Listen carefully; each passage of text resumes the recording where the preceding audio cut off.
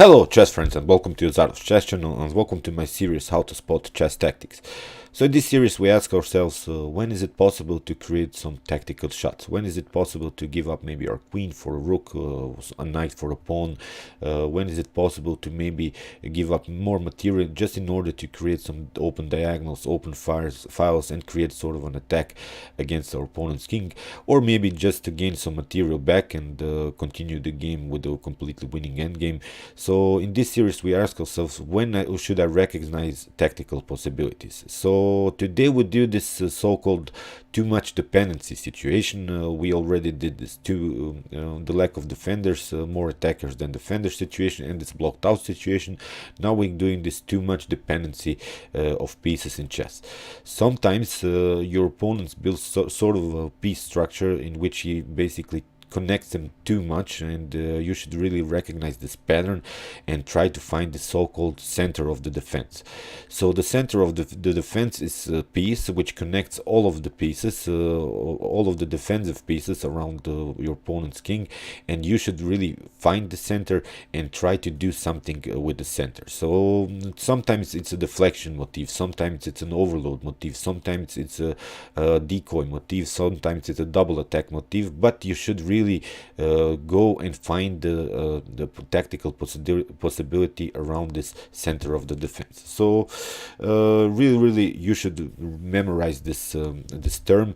This is really an important thing, because here I already set you up the position, and we have now this rook on d8, which is now the center of the defense, because it connects both of these defensive pieces, this bishop on f6 and this rook on f8. So there is something to do about this rook.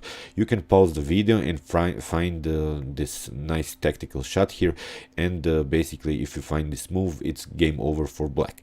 So of course it's the move rook on d7, because now you see we have sort of an overload on this rook on d8, and now black is forced to do something because we have a checkmate threat on h7.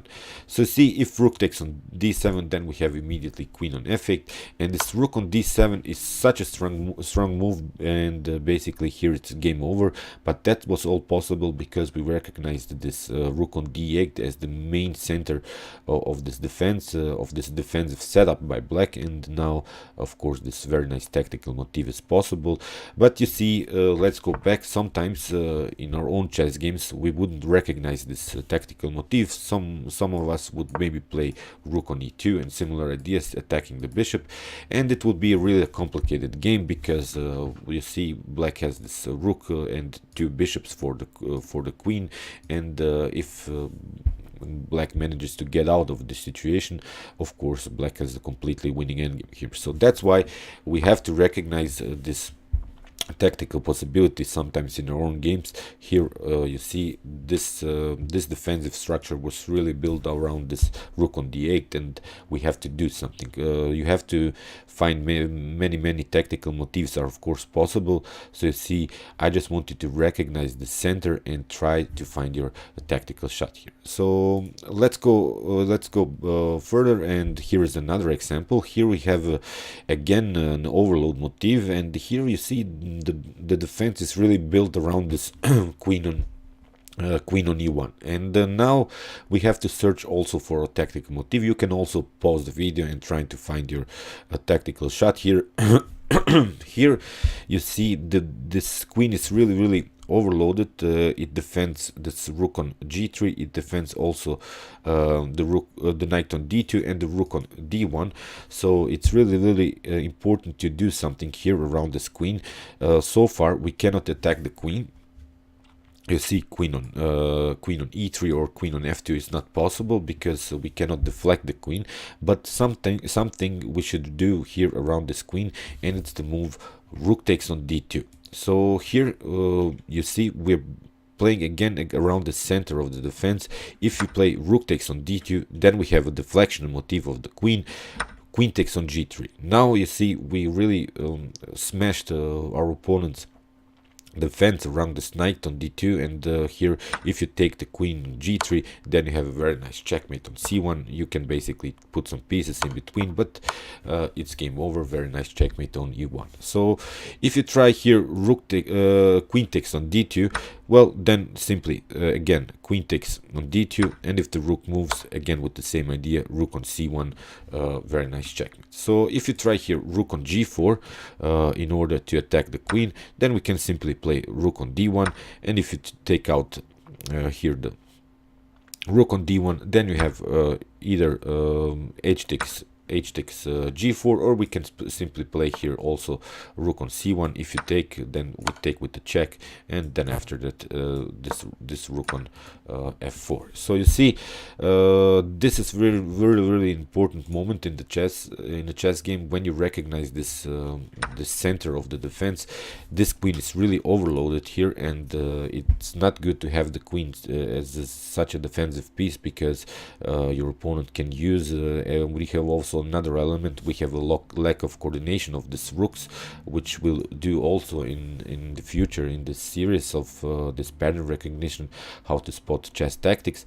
So you see, we'll do this lack of coordination, lack of connection of pieces, but here the more important thing is this overload on the queen, and here it's game over after rook takes on d2. So let's see now another example. Here again we have a queen, we have too much dependency on the queen, and here the queen is really defending this b7 bishop. It's also defending this d6 bishop, but it also defends this potential queen on d6 checkmate on the back rank. So that's why here the correct move is rook on b4. So if of course bishop takes on b4, then we can simply take the queen, and now the queen has to move. You see, we can also, after queen on c6, we can simply take out the rook, and then if the queen defense, then we can simply take the bishop, and we have of course a completely winning endgame here with one piece up. And you see the queen was overloaded again, too much dependency on the queen. But let's go back here. After before this rook on b4, you have to realize that this queen is the center of the defense, although it's far away from the king. We are not always talking about some checkmate threats here, which can really win some material, and here the queen is really too much overloaded, and here this rook on b4 is a perfect idea in the continuation. So let's see now another example. Again, we have now this let me remind you again, this center of the defense, which you should really recognize in your opponent's position, and it's this knight on f6.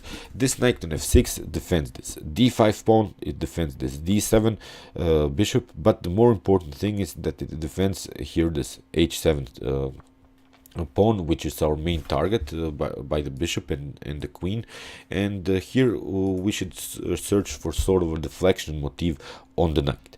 So how to do that? You see, our knight is also under fire, and this is also sort of a counter attack motif, which we'll do also in this series. We'll do also this counter attack as a trigger, sort of, in which you should recognize tactical possibilities, because most of us would maybe retreat with our knight here, just knight on e2, and okay, we have now an equal position. The pawn structure is symmetrical, and basically all we can hope for here is maybe for a draw, although it's still a complex position, but the winning chances are not so good anymore here in this game. So that's why here the correct move is knight takes on d5. So you see, we are playing simply to attack this knight, which is the center of the defense here. And here if you try e takes d5, then we have knight takes on d7. If you try queen takes on d7, then we have simply bishop on h7, the king has to move, and now bishop on f5 with an attack on the queen and this discovered check. So here king on g8 can be played, but now we can simply take out the queen, and it's game over for black. So you see, here after b4, it's really important to recognize this key defender of this, or this so-called center of the defense, because it's too much dependency around this knight. The knight is really overloaded again, and here you can of course search for tactical possibility. So here's example for you to solve at home. Again, I want you first to find the center of the defense. If you find the center of the defense or the ski defender, you will solve this chess puzzle very easily. I think it's a game played by Aron Nimcovic against Savieli Tartakover, and I think it's a very cool game played here by white. We have very nice tactical elements here, but as I said, first find this center of the defense or the ski defender, and you will solve it, of course.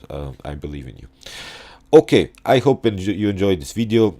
Meanwhile, you can watch my other chess tactics and chess puzzle series videos, and you can also watch this pattern recognition of how to spot chess tactics, and you can also watch my basics in chess series, in which I show you opening principles, middle game strategies, and the end game strategies. Thank you for watching, guys, and chess is the best, of course.